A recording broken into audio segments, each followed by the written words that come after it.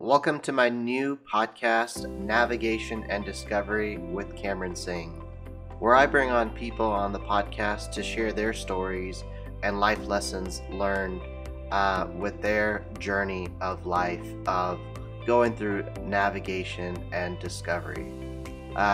You are in store for a great first interview with Eric Hietala. Eric is a very great longtime mentor of mine. We've known each other for over a decade, and Eric Hietala has been an aviation professional, an executive leader in the aviation industry for several years. And Eric and I crossed paths day one when I started within the aviation industry, and got to know him very well on day one, and still in touch throughout the last decade. And he's really helped me along my journey, provided me guidance, and some I took and some I didn't. And so in this podcast, actually, we do talk about that. And really, I can really call him a true friend. And the purpose of this podcast is to really provide an opportunity for not only just reflections for our mentor-mentee relationship, but also have Eric share his life lessons through his journey, and also how you listening can find mentorship, and not only mentorship, but multiple mentors that can help you along your journey of navigation and discovery, not only for professional support, but also personal support. So I really hope you enjoy this first podcast with Eric, and I hope this adds value to your life in wherever you're at, in navigating and discovering through really the journey we call life. Before we go into the podcast, just wanted to do a plug for my book coming up, Navigation and Discovery. You can find more information, CameronSingh.com. Again, CameronSingh.com. You can find more information about the book there. So let's go now to my interview with Eric Hietala. Well, welcome to the first episode of this podcast called Navigation and Discovery. And it's really based on my upcoming book, Navigation and Discovery, which is coming out in early March. So be sure to get your copy today. Our first special guest on this podcast is a very dear mentor of mine and a good friend. His name is Eric Hietala. Eric Hietala, thank you for being the first interview on this podcast. Hey, my pleasure, Cameron. Appreciate the opportunity to join you. This is exciting. Yeah, it's very exciting. I've been really looking forward to this podcast because we've really known each other for, I don't even know how many years, over a decade now. And let's start off by how did we meet? Well, I'll just have to start by saying that when we met, and I recollect it was about 15 years ago, and it was in the lobby of Signature Flight Support in San Francisco. I never envisioned that we were at this point in our relationship where we're talking about you're writing a book and my first time on a podcast, and just talking about personal professional discovery. So I'm excited about that. But to the best of my recollection, we met in San Francisco. There was a position that you were applying for. It was frontline. It was a customer service representative, and I was the general manager. And what I recall, even though it's been many years ago, was your enthusiasm for the position and your willingness to learn, and the fact that you were a student and you wanted to make aviation your profession, and you had that interest and desire to apply what you're learning to school in the real world. Yeah, thank you, Eric. It's been such an awesome journey being mentored by you over the years. And you've been a great mentor and friend for, I think, over 15 years now. But more so, tell us about your story a little bit. You've been an executive leader for several years now in the aviation industry. Tell us a little bit how you got to where you are today, because I know you have a very awesome career journey and a story to tell. Well, mine wasn't a planned journey.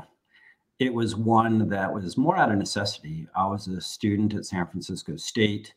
I got a job at the airport like many others did because I knew a friend who was working there as well. And he put in a good word for me. And I started working in a frontline position for a small commuter airlines, and I happened to get my fuel truck filled at a company called Butler Aviation at the time, and it worked out well. It was 5 nights a week, 4 hours a night, throwing mail on a Falcon 20, an older, really old business jet. And what I learned throughout my years within the company is that I really enjoyed the people that I was working with, the industry that I was in. It was somewhat exciting, but I never felt that it was my purpose. It was my journey. It was only until I graduated from college, I took a night law school program, recognizing that I wanted to practice law, or at least I thought I did at the time. And ultimately, when I passed the California State Bar and started practicing, it wasn't my calling. Wasn't what I enjoyed. I enjoyed that progression through the business aviation world, from frontline employee to up through supervisor at the time. And I found myself just gravitating more back to the airport. When I would go to the law firm and we would talk about what was new over lunch, it was always conversation about the airport, not about what was happening in the firm. And I recognized that that was my calling. That's what I wanted to do.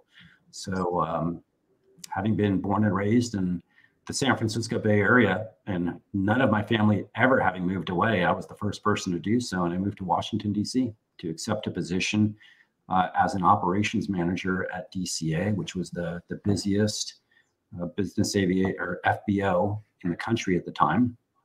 And I loved it. It was great. I haven't looked back, and I've progressed since. That's an awesome story, Eric. And I've been so thankful that you've mentored me for over 15 years now, which I'm very appreciative of our relationship, Eric. And what was it in you why did you choose to mentor, and why do you mentor? Why did you take the extra effort to mentor? Well, it was more just organic. It wasn't purposeful. I mean, I never set out the goal of saying this is somebody who I would like to show the way.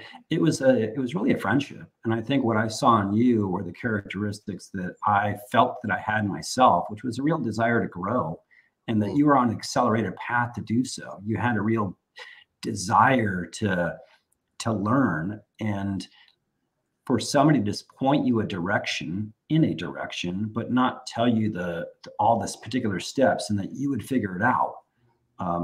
I could say here today, after more than 30 years in the industry, that you alone stand out in terms just for a desire for growth, a thirst for knowledge.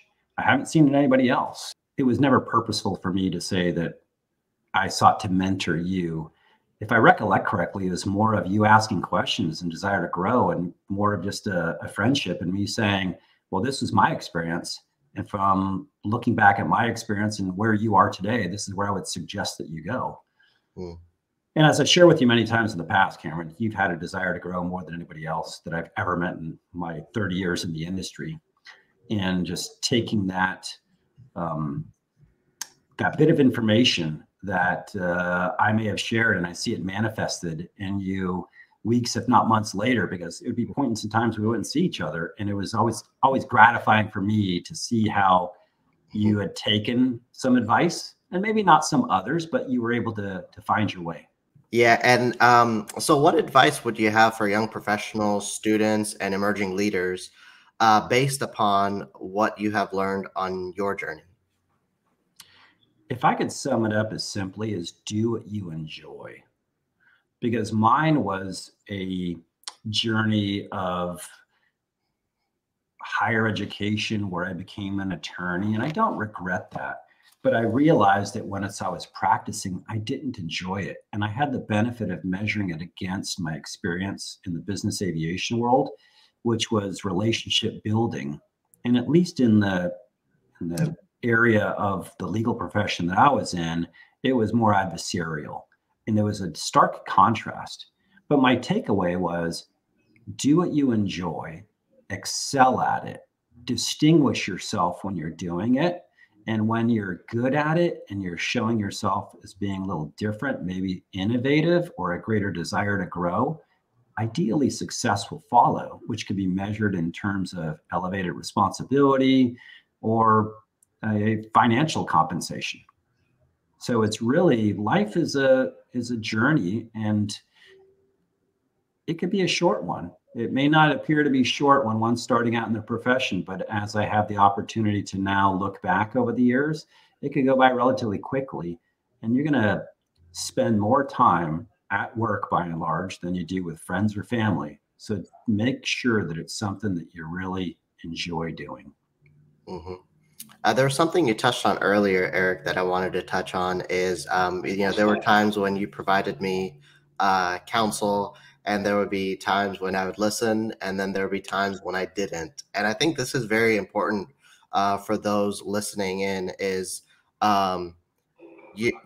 just like you said, find your own way. Could you kind of expand on this a little bit? I think it's an interesting topic to touch on.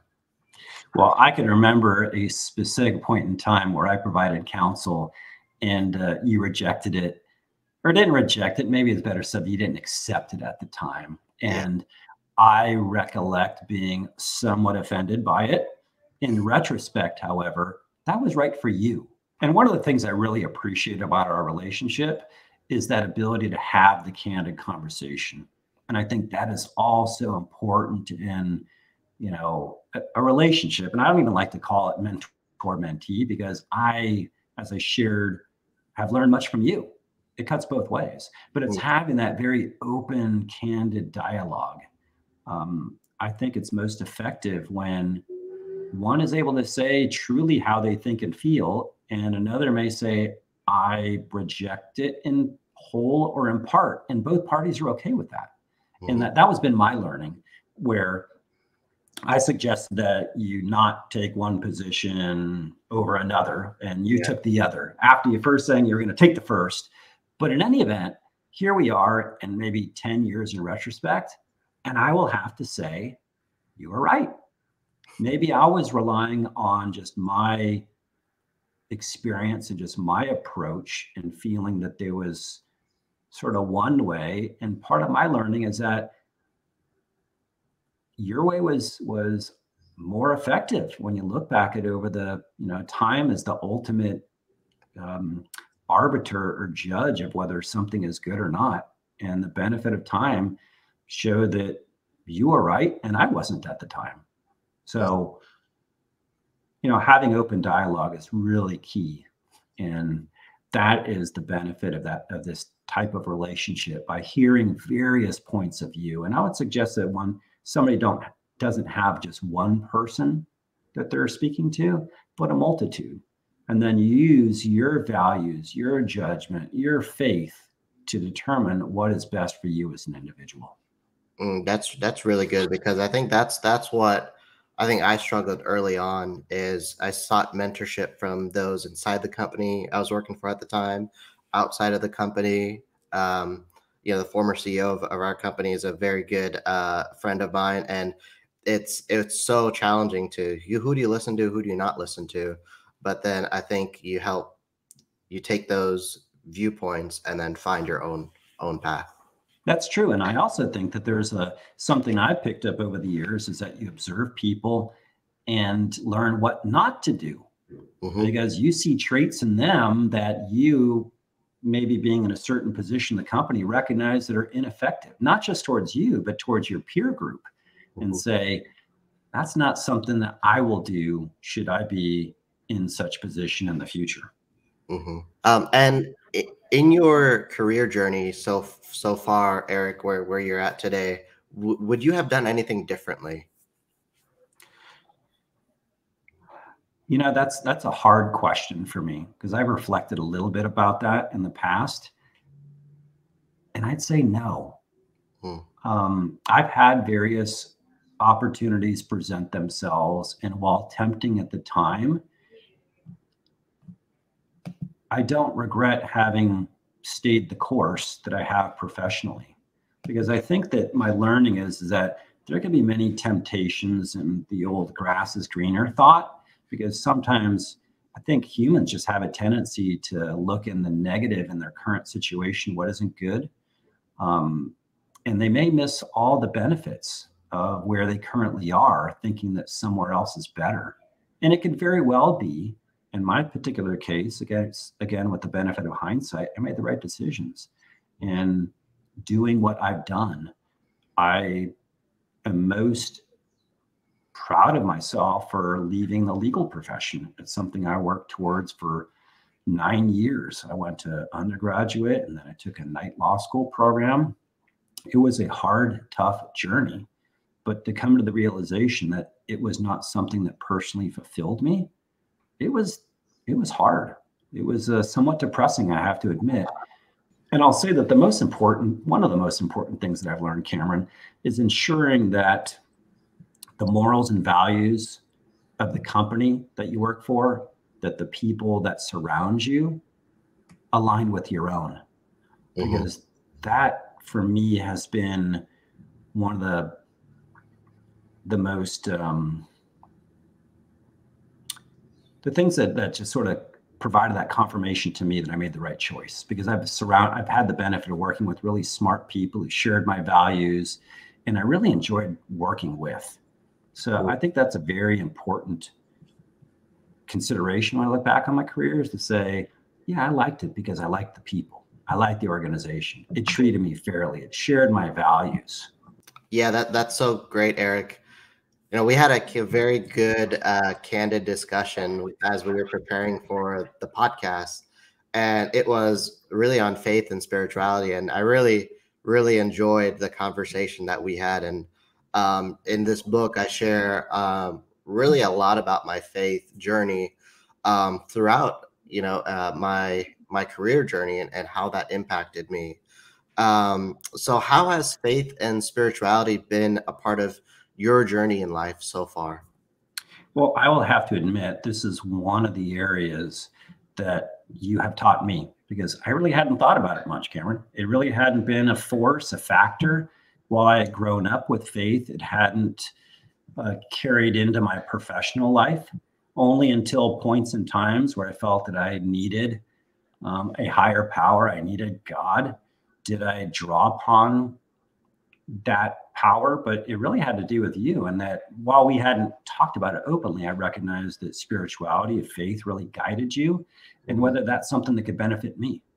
And as I sit here today, I wouldn't say that it's a very strong part of what guides me, but it is an aspect that does. And that is much more than it has in the past, because you've opened my eyes to spirituality and leadership. And what I've learned is sort of faith and trust. And if you do the right thing, and if it feels right here, it's probably the right thing.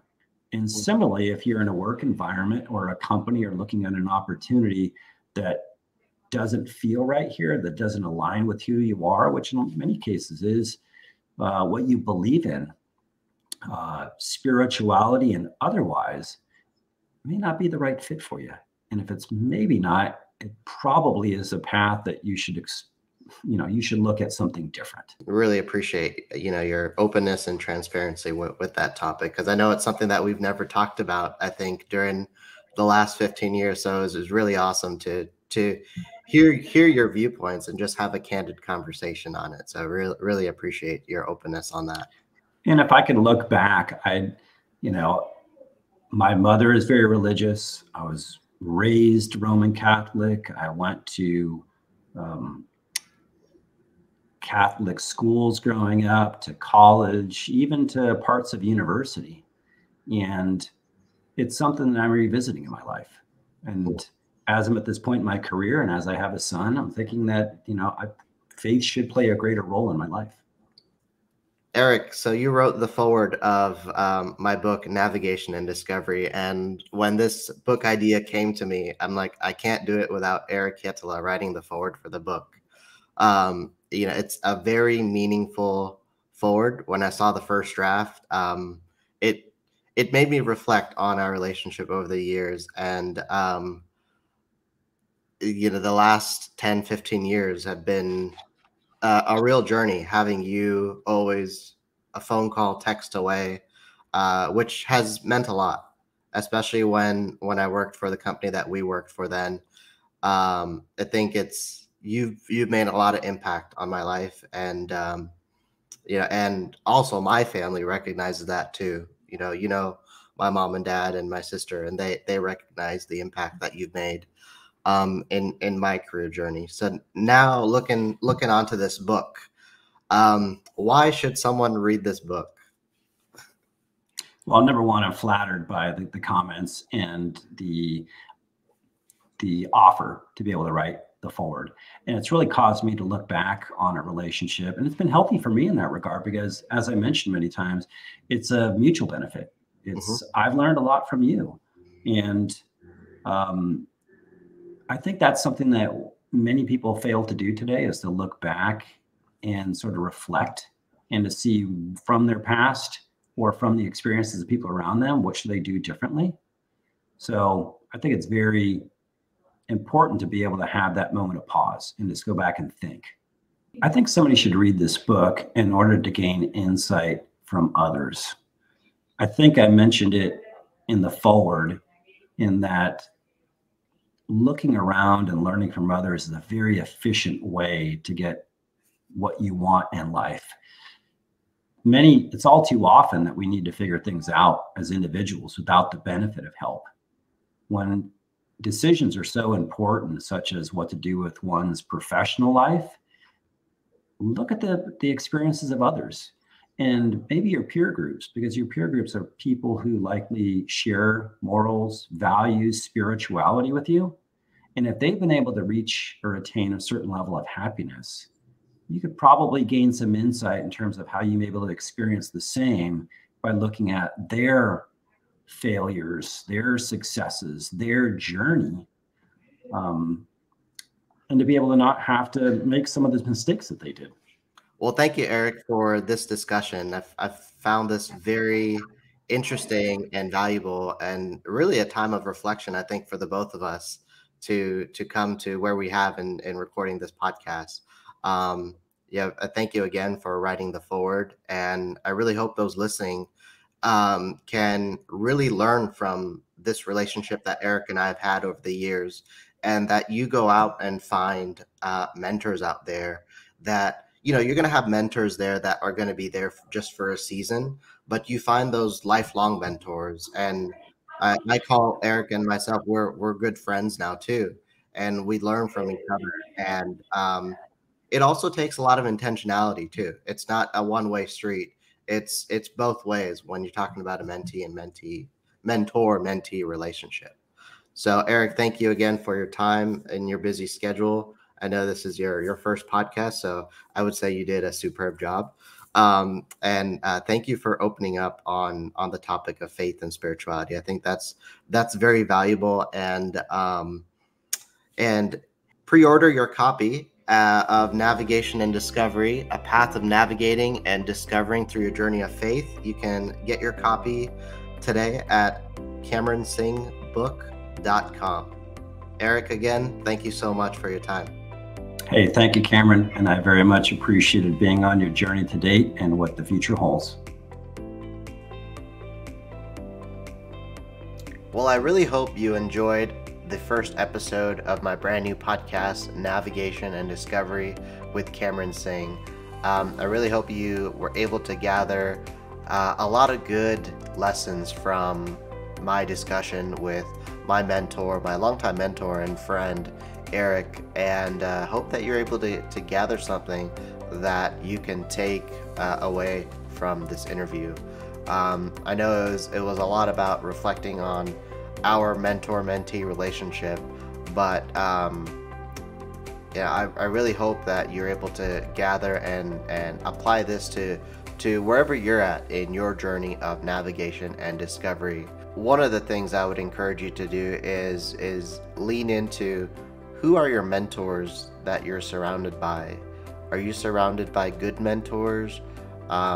You want to find one thing that I've found very useful is having a good variety of mentors, some within your organization that you're in and some outside of the organization. And then you're also going to have different opinions, different viewpoints, and that way you're able to make your own decision. Because one thing I found early on is I had one mentor, and so all my decision making was skewed into one direction because I wasn't getting other viewpoints. And once I started to gather additional viewpoints, I started making better decisions on my own, and decisions that I wanted to make, and no one was helping me lean to one side or the other. So I really hope that you really learn from this mentor-mentee relationship, and I hope that you can find something similar to this and have those longtime mentors. And the reality is, some mentors are only going to be there for a season in your life, and some are just going to phase out, and you're going to find new mentors at different seasons of your life. But I really hope that this added value to you where you're at in your journey of life and your career. And catch us on the next episode, where I'm going to bring on another special guest where they share their story, and hope that you can learn from their story as well.